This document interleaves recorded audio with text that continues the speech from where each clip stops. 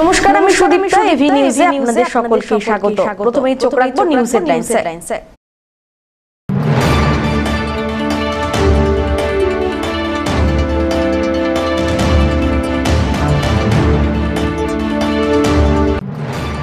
জলপাইগুড়িতে চায় পে চর্চায় দিলীপ ঘোষ, সদস্য সংগ্রহ অভিযানে যোগ দিতে জলপাইগুড়ি সফরে দিলীপ।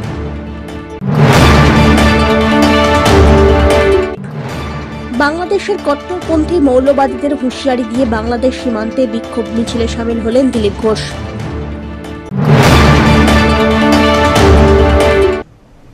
এবার আসছে বিস্তারিত সংবাদে।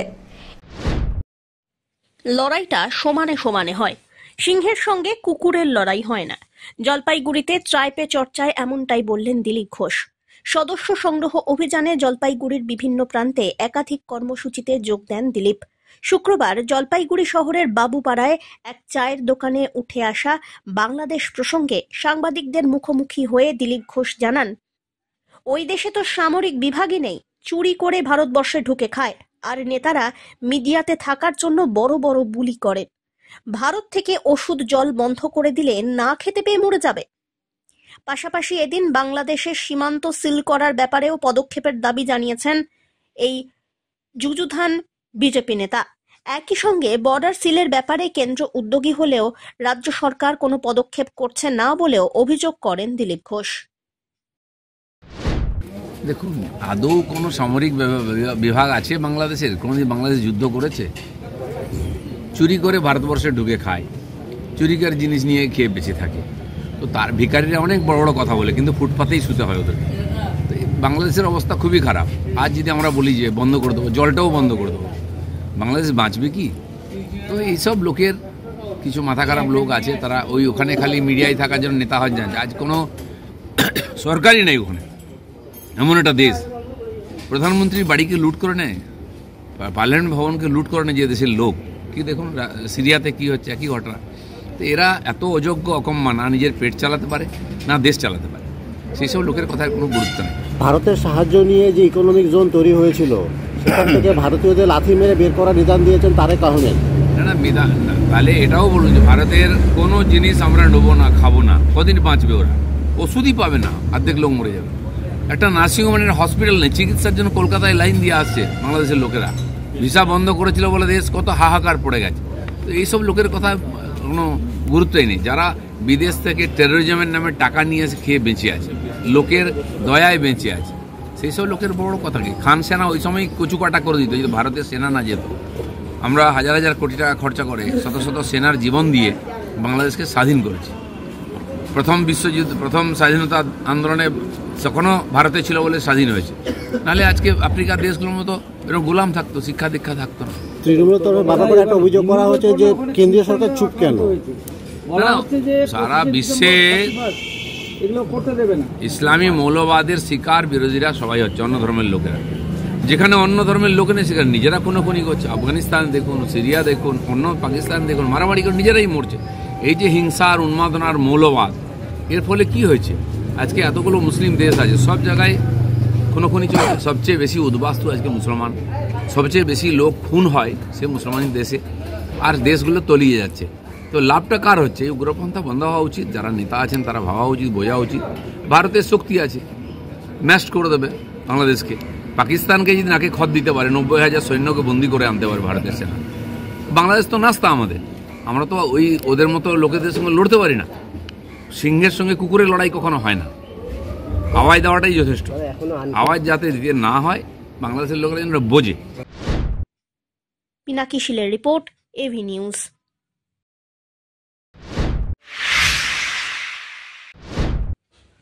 বাংলাদেশ সীমান্তে বিক্ষোভ মিছিল করলেন দিলীপ ঘোষ। বাংলাদেশের কট্টরপন্থী মৌলবাদীদের হুঁশিয়ারি দিয়ে দিলীপ ঘোষ জলপাইগুড়ি জেলার বাহাদুর গ্রাম পঞ্চায়েতের ভোটপাড়া সীমান্তে অনুগামীদের নিয়ে মিছিলে সামিল হন। এদিন মিছিলে ছিলেন বিজেপির জলপাইগুড়ি জেলা সভাপতি বাপি গোস্বামী এবং অন্যান্য স্থানীয় নেতাকর্মী এবং গ্রামবাসীরা। উপরে যে অত্যাচার হচ্ছে, এসেছিলাম এখানে, একবার বর্ডারে এলাম যে ওপাশে এপাশে শান্তি আমরা চাইছি, ওপাশেও শান্তি হোক। এখানে যেমন সংখ্যালঘুরা সম্মানের সঙ্গে সুরক্ষিত আছেন, অধিকারের সঙ্গে। ওপার বাংলাতেও সেই সংখ্যালঘু হিন্দুরা সেভাবেই থাকুন, যারা ওই দেশের জন্য রক্ত দিয়েছেন, প্রাণ দিয়েছেন, বলিদান দিয়ে বাংলাদেশকে স্বাধীন করেছেন, সম্পন্ন করেছেন। তারাও অধিকারের সম্মানের সঙ্গে ওখানে যেন থাকেন, এটা আমরা চাই। বলছি ওপারে তো বেশ কিছু জেহাদি নেতা তারা যুদ্ধের কথা বলছেন। যুদ্ধ কোথায় করলো ওরা? বাংলাদেশ কোনোদিন যুদ্ধ করেছে? ভারত হাত ধরে জিতিয়ে তাদেরকে বাঁচিয়েছে, নাহলে আজকে ওখানে অর্ধেক মানুষ থাকতো না, সিরিয়ার মতো হয়ে যেত। তো কিছু লোক থাকে যেই বাংলাদেশে ওদের জুতো মেরেছে, বুটে চটকেছে, তাদের চামচাগিরি করছে, তাদের দালালি করছে। রাজাকাররা তখনও করেছিল, সেই তাদেরকে ধরে ফাঁসি দিয়েছিল হাসিনা সরকার বলে, তার বিরুদ্ধে এদের আন্দোলন। সারা বিশ্বজুড়ে যে মৌলবাদী আতঙ্কবাদ ছড়াচ্ছে, সেটাও বাংলাদেশ তার শিকার হচ্ছে। বাংলাদেশের ভবিষ্যৎ অন্ধকার হয়ে যাচ্ছে, ওদেরই ছেলেপুলে একদিন দেশ ছেড়ে পালাবে। যেভাবে মানুষজন, হিন্দু মানুষজন পালিয়ে এপারে চলে আসছে, এই বিষয়টাকে নিয়ে কি ভাবছেন? কারণ মা যেদিন থেকে দেশ ভাগ হয়েছে সেদিন থেকে ওখান থেকে হিন্দুরা পালিয়ে আসছে। কোনো মুসলিম দেশে অন্য হিন্দু ধর্মের লোকেরা থাকতে পারে না। কিন্তু আমরা চাইবো যে বাংলাদেশের জন্য আমরা এত স্যাক্রিফাইস করেছি, নতুন দেশ তৈরি করে দিয়েছি, সেখানে যদি হিন্দুরা সম্মানের সঙ্গে থাকে। বলছি দখল নেবে ভারত বা কলকাতা দখল নেবে বলেও আওয়াজ দিচ্ছে। অনেক বলে, অনেক পাগলামি। যারা পেটে ভাত জোটে না, কোমরে কাপড় নাই, শিক্ষা নাই, চাকরি বাকরি নেই, সেই ভিখারিরা দেশ দখল করবে। আজ সিরিয়াতে যেমন 80% এলাকা গুঁড়িয়ে দিয়েছে ইসরায়েল, দখল নিয়ে নিচ্ছে। তো ভারত যদি আমাদের খালি পশ্চিমবঙ্গের পুলিশকে পাঠিয়ে দেয়, তাহলে বাংলাদেশ দখল হবে। এই জলপাইগুড়ি জেলাতেই স্লোগান তুললেন সনাতনীরা বাঁচাও স্লোগান, কি বলবেন সীমান্তে? এখানে সাধারণ মানুষ, এখানকার হিন্দু সমাজের মনের মধ্যে যে কষ্ট আছে, তারা চান ওখানে, এপারেও যারা আছেন ওপাশেও তারাই আছেন, আমাদের আত্মীয় স্বজনরা আছেন কষ্টের মধ্যে। তো সেইখান থেকে এখানকার মানুষের মনের মধ্যে যে ক্ষোভ, সেটা সভা সমিতি মিছিলের মাধ্যমে, স্লোগানের মধ্যে তারা প্রকাশ করছেন। দাদা এই জেলাতেই মুক্তিযুদ্ধ। পিনাকি শীলের রিপোর্ট, এভি নিউজ।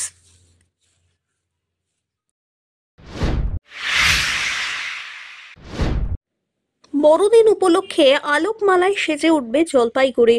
বর্ণাঢ্য কার্নিভ্যালেরও আয়োজন করা হবে জলপাইগুড়ি শহরে। শুক্রবার জলপাইগুড়ি শহর এবং সংলগ্ন এলাকার বিভিন্ন চার্চে প্রতিনিধিদের নিয়ে বৈঠক করলেন মহকুমা শাসক তমজিৎ চক্রবর্তী। চার্চগুলোকে সাজাতে সরকারি অনুদান দেওয়া হবে, পাশাপাশি শহরকেও আলোকমালায় সাজিয়ে তোলা হবে বলে মহকুমা শাসক জানিয়েছেন।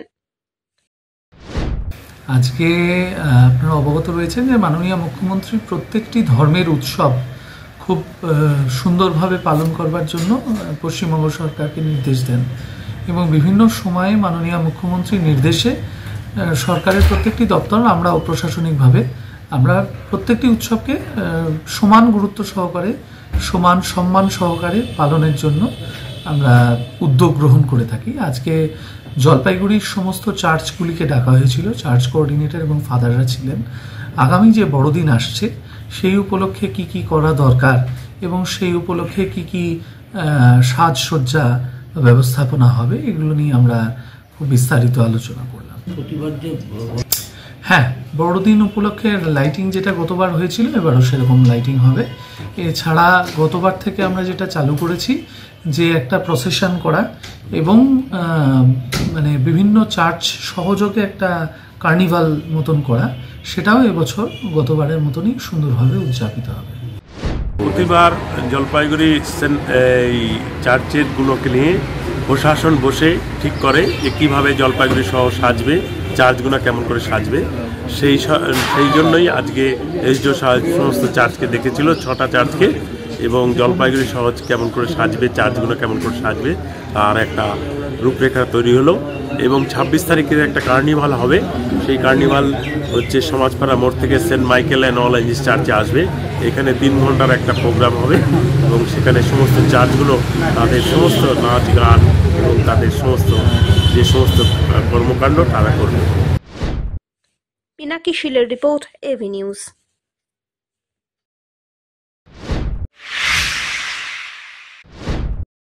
বিরল রোগে আক্রান্ত একরত্তি শিশু। নুন আনতে পান্তা ফুরানো পরিবারে খুশির ছড়া এনেছিল একরত্তি, কিন্তু সেই আনন্দ যেন ক্রমেই ফিকে হয়ে পড়ছে লিম্বু পরিবারে। বিরল রোগে আক্রান্ত সেই ছোট্ট ফুটফুটে শিশুটি বয়স বাড়তেই মাথা আকারে বড় হয়ে জল জমছে তাতে। চিকিৎসা বিজ্ঞানের ভাষায় এই রোগের নাম হাইড্রোসেফালাস। চিকিৎসার জন্য প্রয়োজন বিপুল অঙ্কের টাকার, তা জোগাড় করা পরিবারের পক্ষে সম্ভব হচ্ছে না। জানা গিয়েছে, জলপাইগুড়ি শহরের ৯ নম্বর ওয়ার্ডের বাসিন্দা রিঙ্কি লিম্বু একজন জনজাতি গোষ্ঠীর মা। তার সন্তানের চিকিৎসার জন্য দিনরাত এক করে দিশেহারা তিনি।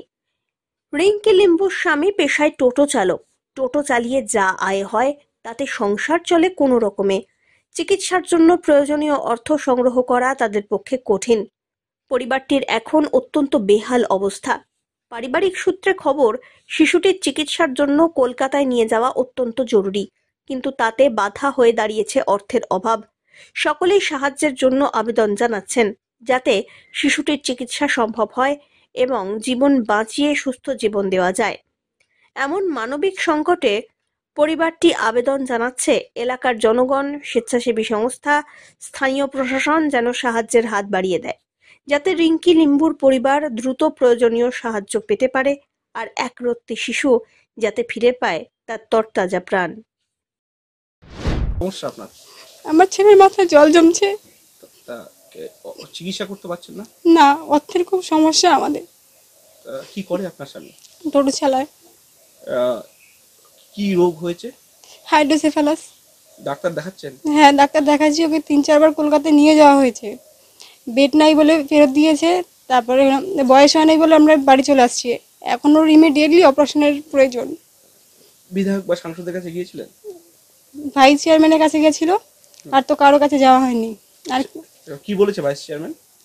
৫০০ টাকা হাতে ধরে দিয়েছে মার, আর কোনো খবরই কিচ্ছু দেয়নি। না দেখতে আসে কেউ, সবাই জানে, সবারই কাছে গেছে খবরটা। আমরা জন্য ওয়ার্ড কমিশন প্রবীণ মণ্ডলের কাছে গেছিলাম। আর কত টাকা লাগবে কি বলেছে ডাক্তার? ওর তো মানে মেশিন পত্র যা লাগবে মাথায় বসাবে কি কি, ওগুলো তো আমাদেরকে দিতে হবে কিনে। তাও কেমন টাকা খরচ? ৩-৩.৫ এরকম লাগতে পারে। কি করে আপনার স্বামী? টোটো চালায়। না, চিকিৎসা না হলে তো একটা দুর্ঘটনা ঘটতে পারে। হ্যাঁ, ডাক্তার বলেই দিয়েছে।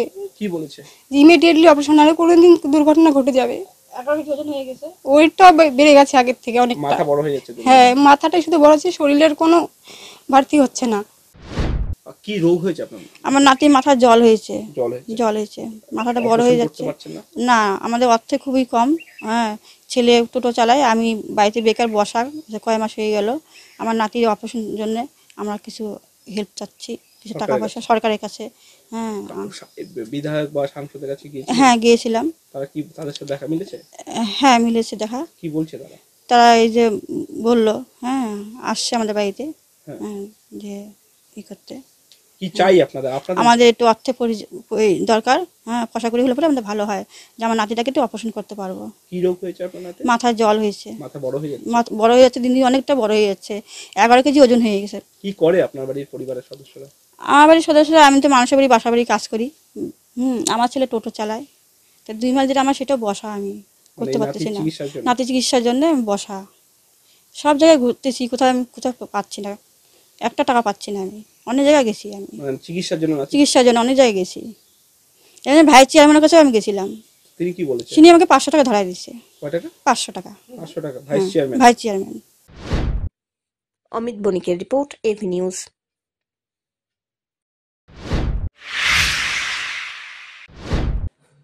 শোভাযাত্রার পর 2 দিন ব্যাপী তৃতীয় বার্ষিক রাজ্যস্তরীয় খেলকুদ সমারোহ শুরু হলো জলপাইগুড়ি স্পোর্টস কমপ্লেক্সের মাঠে। চলবে শনিবার পর্যন্ত। অভ্যুদয় ইউথ ক্লাবের উদ্যোগে একল অভিযানের পরিচালনায় তৃতীয় বার্ষিক রাজ্যস্তরীয় খেলার আসর বসছে। মোট 8টি ইভেন্টের খেলায় থাকছে 15টি জেলার প্রত্যন্ত গ্রামের, বিশেষত আদিবাসী এবং পিছিয়ে পড়া জনজাতির অনূর্ধ্ব 16 বছরের 500 জন ছাত্রছাত্রী। ইভেন্টগুলি 100 মিটার, 200 মিটার, 400 মিটার দৌড়, long jump, high jump, kabaddi, কুস্তি, যোগাসন। উল্লেখ্য, পিছিয়ে পড়া জনজাতির ছেলে মেয়েদের খেলার প্রতি আগ্রহ বাড়াতেই প্রথাগত শিক্ষা থেকে যারা ড্রপ আউট, তাদের জন্যই এই বিশেষ ব্যবস্থা, এমনটাই জানিয়েছেন পার্থ বিশ্বাস। তৃতীয় রাজ্যস্তরীয় একল অভিযানে যে খেলকুদ অনুষ্ঠান হচ্ছে, গতকাল শোভাযাত্রা হয়েছিল, আজকে তার উদ্বোধন হলো। এই উদ্বোধনে 18টি জেলা থেকে 500 জন বালক বালিকা এসছে, তারা এই খেলায় অংশগ্রহণ করছে। তো 15টা জেলা থেকে, টোটাল 18টা জেলা, আমাদের ভাগ 15টা, সেই 15টা জেলা থেকে 500 জন ছেলে মেয়ে 8টি খেলার বিষয় নিয়ে তারা অংশগ্রহণ করছে। তার মধ্যে 100 মিটার, 200 মিটার, 400 মিটার রান আছে, high jump, long jump, kabaddi, কুস্তি এবং দাদাভাই দিদিভাই যারা পড়ান আর কি স্কুলগুলোতে তাদের জন্য যোগা আছে। মূলত কি উদ্দেশ্যে এই ধরনের? এটা হচ্ছে যারা পিছিয়ে পড়া জনজাতি রয়েছে তাদেরকে এগিয়ে আনা, খেলার ক্ষেত্রে তাদেরকে উদ্যোগী করে তোলা এবং তারা যে বিভিন্নভাবে বিভিন্ন নেশায় মত্ত হয়ে যাচ্ছে সেগুলো থেকে তাদেরকে বের করে আনা, যারা ড্রপ আউট হয়ে যাচ্ছে প্রথাগত শিক্ষা থেকে তাদেরকে তুলে আনা, যারা ক্রমশ এই আমাদের শিক্ষা ব্যবস্থা থেকেও পিছিয়ে পড়ছে, মানে শিক্ষার সুযোগ পাচ্ছে না, অত্যন্ত দরিদ্র যারা রয়েছে প্রত্যন্ত এলাকায় যাদের বসবাস, তাদেরকে তুলে আনাটাই এই একল অভিযানের মূল উদ্দেশ্য। সব্যসাচী মজুমদারের রিপোর্ট।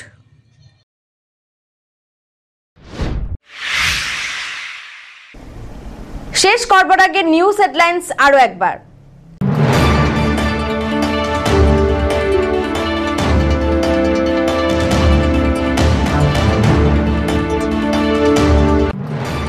জলপাইগুড়িতে চায় পে চর্চায় দিলীপ ঘোষ, সদস্য সংগ্রহ অভিযানে যোগ দিতে জলপাইগুড়ি সফরে দিলীপ।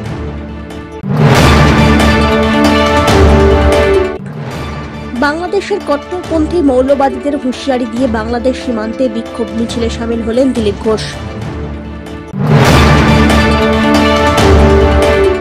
শেষ করবার আগে নিউজ হেডলাইন্স আরো একবার।